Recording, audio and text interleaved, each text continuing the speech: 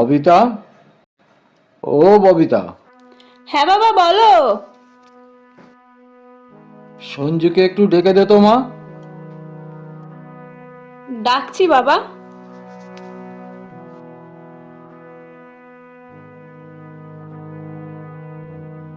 দাদা, এই দাদা, বাবা তোকে ডাকছে।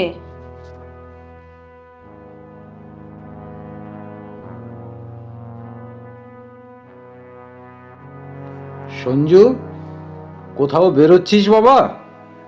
তোর চাকরির কি খবর হলো রে? না বাবা, কোথাও হলো না। অনেক জায়গায় তো দেখলাম। বাবা রে, এদিকে তোর মায়েরও ওষুধও প্রায় শেষ হয়ে গেল, আনতে হবে তো। তোর বোনেরও বিয়ের বয়স হয়ে গেল, বিয়ে তো দিতে হবে, সম্বন্ধও আসছে। বাবা, কই, তুমি তো বললে না তোমার ওষুধ লাগবে কি না? না, মানে এখন আমার শরীরটা মোটামুটি ভালো, তবে রাতের দিকে কাশিটা একটু বাড়ে আর বুকের পাশে একটু ব্যথা করে। ও এমন কিছু না। তুই তোর মায়ের ওষুধটা আগে নিয়ে আয়, তারপর তুই আমার কথা ভাবিস।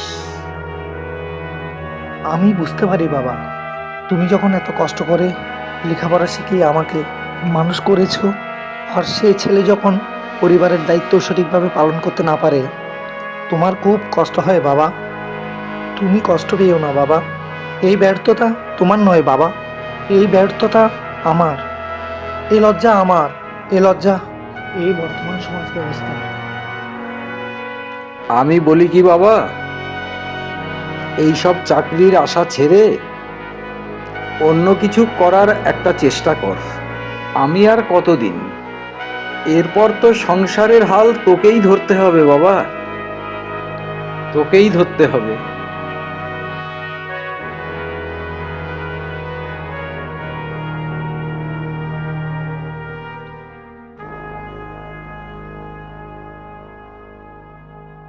কিছু একটা তো করতে হবে।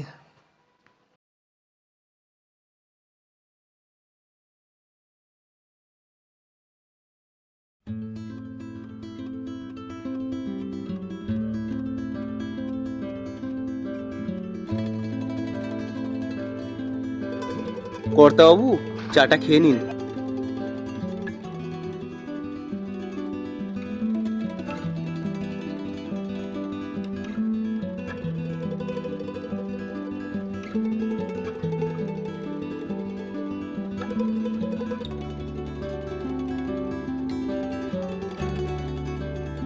চরণ, দিদিমণি আজ আসছে, জানিস তো? আগে হ্যাঁ কর্তাবাবু, ও নিয়ে আপনাকে কোনো চিন্তা করতে হবে না। দেখিস আবার ভুলে যাস না, তোর যা ভুলো মন। না না কর্তাবাবু, দিদিমণি আসবে আর আমি ভুলে যাব তাই কখনো হয়? ও আমি ঠিক সময় গিয়ে নিয়ে আসবো ক্ষণ। কর্তাবাবু, চা খাওয়া হয়ে গেছে, এবারে আপনি কাপটা দিন। অনেক দিনের পর দিদিমণি আসছে বলে কথা, বাড়ির কত কাজকর্ম বাকি আছে, আমাকে বাড়ি ঘর সব সাজিয়ে গুছিয়ে রাখতে হবে তো, না হলে দিদিমণি এসে কত বকাঝোকা করবে বলুন তো। আসি কর্তাবাবু। ঠিক আছে, যা।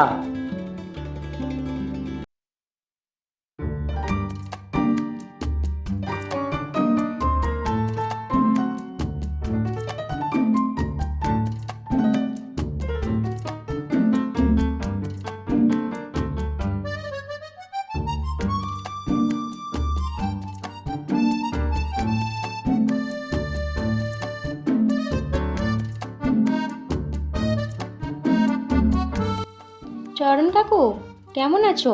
আমি ভালো আছি মা, তুমি কেমন আছো? আমি ভালো আছি চরণ কাকু।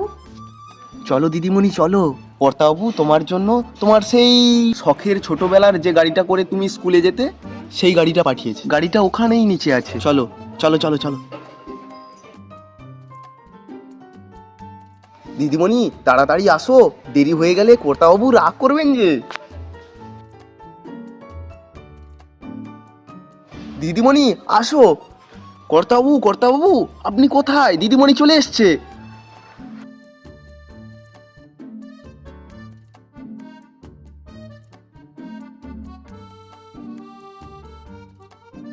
বাবা তুমি কেমন আছো? ভালো আছি রে মা, তুই ভালো আছিস? হ্যাঁ বাবা। তোর আসতে কোনো অসুবিধা হয়নি তো রে মা? না বাবা। মারে, তুই আজ কত বড় হয়ে গেছিস। তোর মা যদি থাকতো আজ কত খুশি হতো। বাবা তুমি আবার এইসব কথা বললে, আমি কিন্তু আবার তোমাকে ছেড়ে চলে যাব। তাছাড়া তুমি তো কোনোদিন আমাকে মায়ের অভাব বুঝতে দাওনি। তুমি তো আমার বাবা মা। আচ্ছা মা, আর কখনো আমি বলবো না। চল এবার ফ্রেশ হয়ে কিছু খেয়ে নিবি, চল ঠিক মা। আছে বাবা।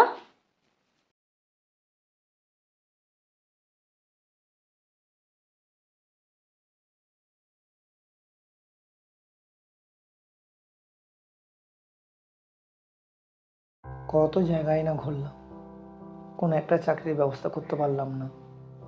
অন্যদিকে মা বাবাও অসুস্থ, বোনেরও বিয়ের বয়স হয়ে গেছে।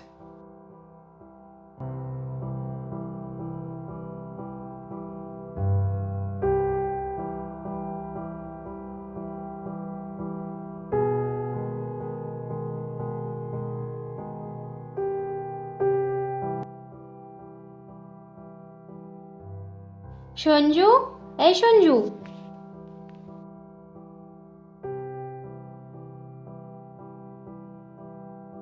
আচ্ছা, তুমি আমাকে কিছু না বলে চলে আসলে কেন? আমার কথা তোমার একবারও মনে হলো না?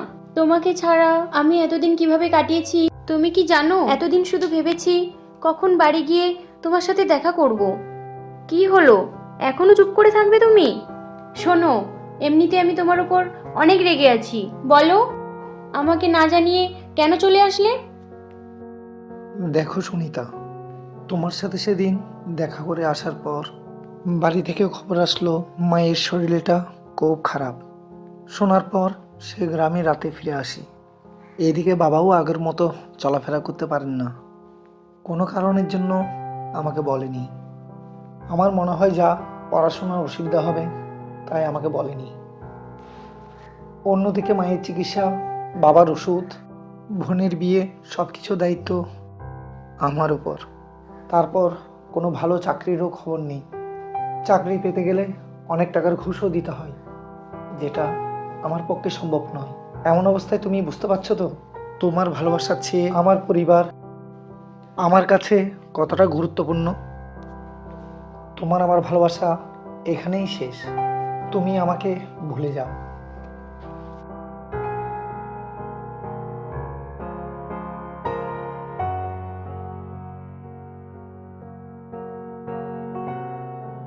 ভুলে যেতে বললে ভুলে যাওয়া যায় না। সেদিন তো কত কিছু বলেছিলে, তুমি আমাকে ছেড়ে যাবে না, এই কথা তুমি দিয়েছিলে। আর এখন তুমি ভুলে গেলে? তুমি যাই বলো, আমি তোমাকে কোনোদিন ভুলতে পারবো না। আমি কিছু ভুলিনি, কিন্তু কি করব তুমি বলো। শোনো সঞ্জু, তুমি পরিবারের দায়িত্ব পালন করো, আমি তোমার পাশে আছি। আমাদের ভালোবাসা সত্যি হবেই।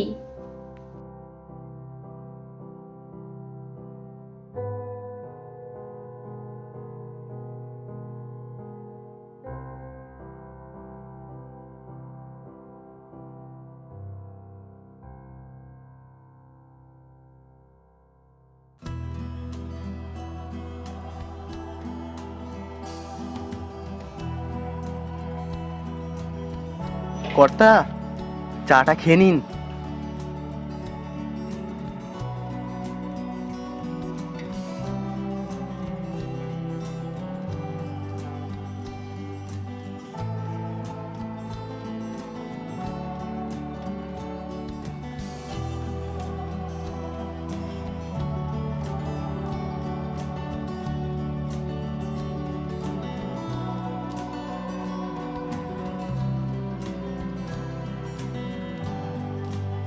বলছি কি কর্তা, এবারে দিদিমণির বিয়ের ব্যাপারে একটু ভাবলে হতো না?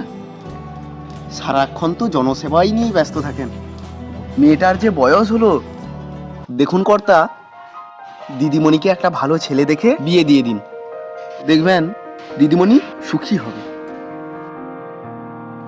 সবে তো মেয়েটা পড়াশোনা করে বাড়িতে ফিরল, কিছুদিন গ্রামের জল হাওয়া প্রাকৃতিক পরিবেশ এসব দেখতে দে, তারপর না হয় দেখা যাবে।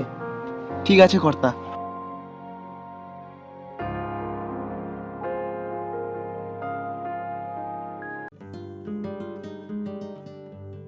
দেখতে দেখতে মেয়েটা অনেক বড় হয়ে গেল। আজকে তুমি যদি বেঁচে থাকতে আমাকে হয়তো এত কিছু ভাবতে হতো না।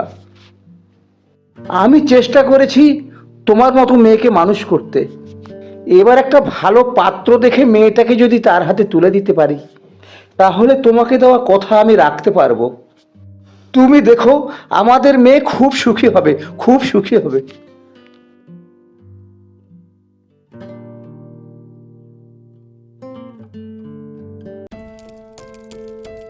কোথায় গিয়েছিলি মা? একটু নদীর বাড়ি ঘুরতে গিয়েছিলাম বাবা। গ্রামের পরিবেশ কেমন লাগলো তোর? তাছাড়া চরণকে তো নিয়ে যেতে পারতিস। না বাবা, আমি কি সে আগের মতো ছোট্টটি আছি নাকি? বড় হয়েছি তো, এখন নিজেই নিজের দায়িত্ব নিতে পারি। তুমি চিন্তা করো না বাবা। মারে, বাবা মায়ের কাছে সন্তানেরা চিরদিন ছোটই থাকে। অনেক বড় বড় কথা শিখেছিস, যা এবার ফ্রেশ হয়ে নে, যা। আচ্ছা বাবা।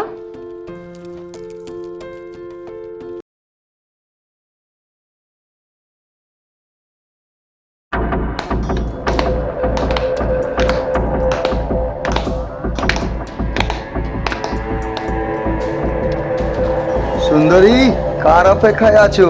একা একা এখানে? চলো, আজকের আমাদের একটু তোমার অপরূপ সৌন্দর্যের সুগন্ধ নিতে দাও। তোমরা হয়তো জানো না আমার বাবাকে, তাই এসব কথা বলার সাহস পাচ্ছ। আগে তো নিয়ে আমার মনের আশা পূরণ করি, তোমার এই রূপসাগরে ডুব দিয়ে নিজেকে ধন্য করি, তারপর ভাববো তুমি কে। সুন্দরী, কাছে আসো, আমার বুকে এসো, লজ্জা পেও না। আচ্ছা, আমি আগে তোমার লজ্জা দূর করি।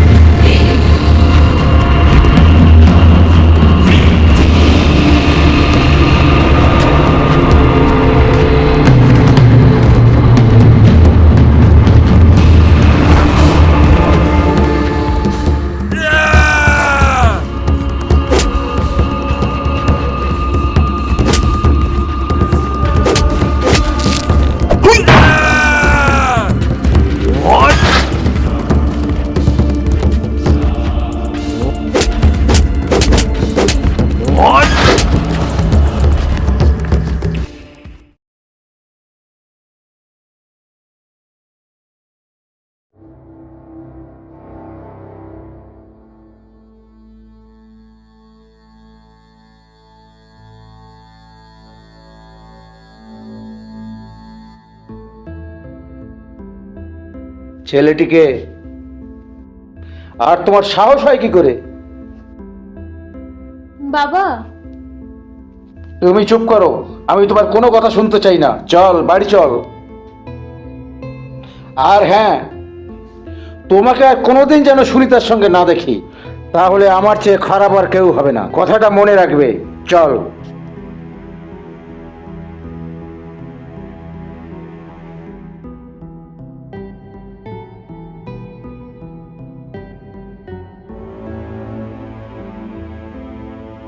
গ্রামে আমার কথাই শেষ কথা, আর আমার মেয়ে হয়েই যদি ছি ছি ছি, তাহলে লোকে কি বলবে?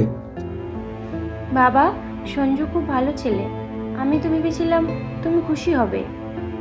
আজকাল ছেলেমেয়েরা কি ভাবে বাবাদের? তারা যা করবে তাই মেনে নেবে বাবারা। শোন, আমি পরিষ্কার বলে দিচ্ছি, সঞ্জুকে ভুলে যা। আমার সম্মান রক্ষা করতে কি করতে পারি তুই জানিস না। তোর জন্য আমি ভালো ছেলে দেখেছি, তার সাথেই তোকে বিয়ে করতে হবে, মনে রাখিস। এখন আমি কি করব? আমি যে ওকে ছাড়া বাঁচতে পারবো না। সঞ্জুকে যে আমি কথা দিয়েছি আমার জীবনে, আমি যে ওকে ছাড়া বাঁচতে পারবো না। সঞ্জুকে যে আমি কথা দিয়েছি আমার জীবনে, আমি যে ওকে ছাড়া বাঁচতে পারবো না। সঞ্জুকে যে আমি কথা দিয়েছি আমার জীবনে, আমি যে ওকে ছাড়া বাঁচতে পারবো না। সঞ্জুকে যে আমি কথা দিয়েছি আমার জীবনে, আমি যে ওকে ছাড়া বাঁচতে পারবো না। সঞ্জুকে যে আমি কথা দিয়েছি আমি ওকে ছাড়া অন্য কাউকে কখনো ভাবতে পারবো না, কখনো না, কখনো না, কখনো না, কখনো না।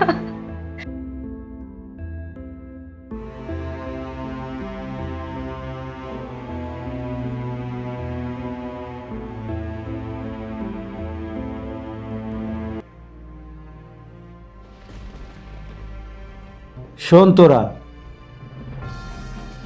আমার মেয়ের জীবন থেকে সঞ্জু নামের ছেলেটিকে সরিয়ে দিতে হবে যে কোনোভাবে।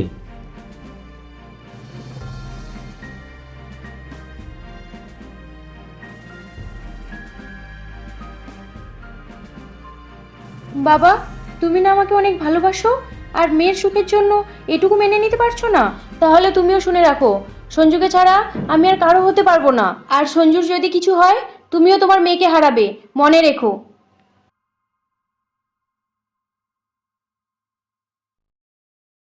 কর্তাবাবু, কর্তাবাবু, এটা আপনি কি করলেন? দিদিমণিকে এইভাবে কাঁদালেন? তুই চুপ কর। না কর্তা, আজকের আমি আর চুপ থাকতে পারবো না। চোখের সামনে এত সুন্দর একটা জীবন নষ্ট হয়ে যাবে, সেটা আমি সহ্য করতে পারবো না কর্তা। মেনে নিন না কর্তা, মেনে নিন না কর্তাবাবু, মেনে নিন না। এত টাকা পয়সা দিয়ে কি হবে যদি মেয়ের সুখের কাজে না লাগে? মেনে নিন না কর্তাবাবু, মেনে নিন না কর্তাবাবু। কিন্তু চরণ, তুই বল, একটা বেকার ছেলের হাতে কি করে মেয়েকে তুলে দেই? সব বাবাই তো চায় মেয়েকে ভালো ছেলের হাতে তুলে দিতে। এত কিছুর পরেও কর্তা, দিদিমণিই তো আমাদের সব। দিদিমণির সুখই তো আমাদের সুখ। মেনে নিন না কর্তাবাবু, মেনে নিন না, মেনে নিন না কর্তাবাবু।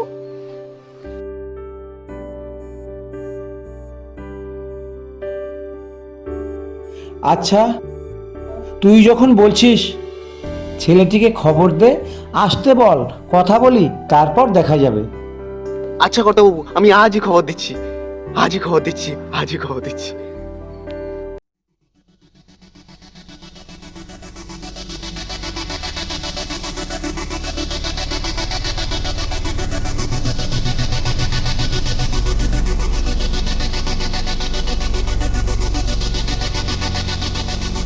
দিদিমণি, দিদিমণি, কি হলো? কথা বলছো না কেন? দিদিমণি, কথা বলছো না কেন? কর্তাবাবু, কর্তাবাবু, শিগগির আসুন, দিদিমণি পড়ে গেছে।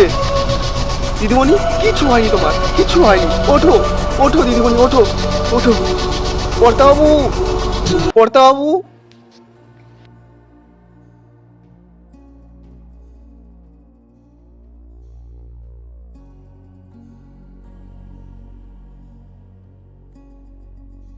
এখন কেমন আছিস মা?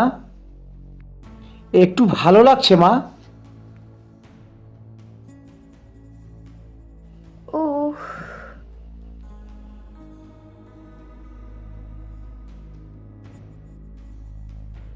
দেখিস মা, তুই আগের মতো আবার সুস্থ হয়ে যাবি। কিছু চিন্তা করিস না মা।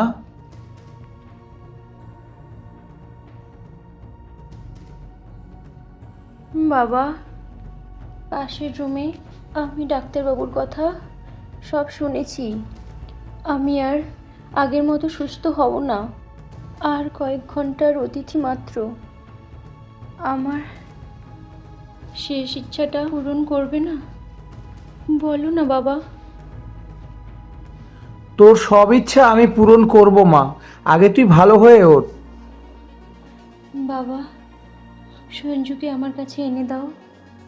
সারা জীবনের জন্য তো সঞ্জুকে আমার কাছে পেলাম না। যাওয়ার আগের মুহূর্ত পর্যন্ত যদি সঞ্জুকে আমার কাছে পাই, আমার আর কিচ্ছু চাওয়ার নেই বাবা। ও কথা বলিস না মা, আমি সইতে পারবো না। আমি চরণকে পাঠিয়ে দিচ্ছি মা, সঞ্জুকে এক্ষুনি তোর কাছে নিয়ে আসবে।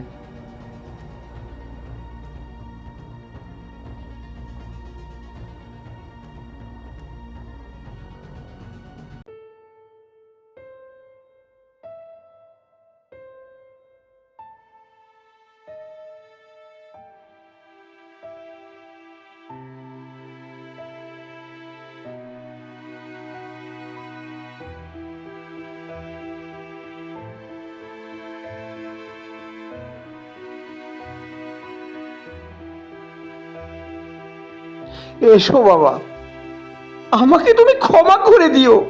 আমি আমার ভুল বুঝতে পেরেছি, তাই ঈশ্বর আমাকে এত বড় সাজা দিয়েছেন। তোমার কাছে আমার একটাই অনুরোধ, আমার মেয়েটা যেন বিদায় বেলায় হাসি মুখে যেতে পারে। যাও বাবা, সুনিতা ঘরেই আছে, তুমি যাও।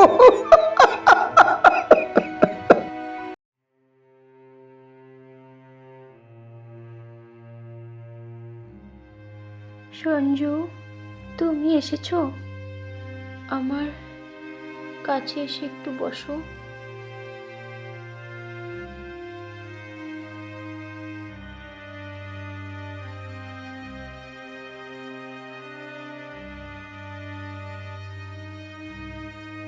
সঞ্জু, আমার কথা আমি রাখতে পারলাম না। তোমাকে ছেড়ে আমাকে চলে যেতেই হবে। উফ, খুব যন্ত্রণা হচ্ছে জানো। বেশ কিছু জায়গায় ব্লাড লিক করছে, আর কিছু সময়ের মধ্যে আমার সারা শরীরে ব্লাড ছড়িয়ে পড়বে। তোমাকে ছেড়ে চিরদিনের জন্য আমাকে চলে যেতে হবে। আমি তো যেতে চাই না, যেতে যে হবে। তোমার হয়ে থাকতে পারলাম না, আমাকে ক্ষমা করে দিও। তোমার কিছুই হবে না, দেখো আমি তো আছি, তোমার হাত ধরেই আছি। তোমার কিছু হবে না, তোমার কিছু হবে না। তুমি কিন্তু আমাকে কথা দিয়েছিলে, আমাকে ছেড়ে তুমি কখনো যাবে না। বলো, আমি কি করে বাঁচবো বলো তোমাকে ছাড়া? আমি যে তোমাকে খুব ভালোবাসি, আমি যে তোমাকে খুব ভালোবাসি। বলো না, তুমি আমারই থাকবে। আমাকে একটু তোমার বুকে জড়িয়ে ধরবে গো। তোমার বুকে মাথা রেখে আমি শান্তির ঘুম ঘুমাতে চাই, সারা জীবনের জন্য, সারা জীবনের জন্য।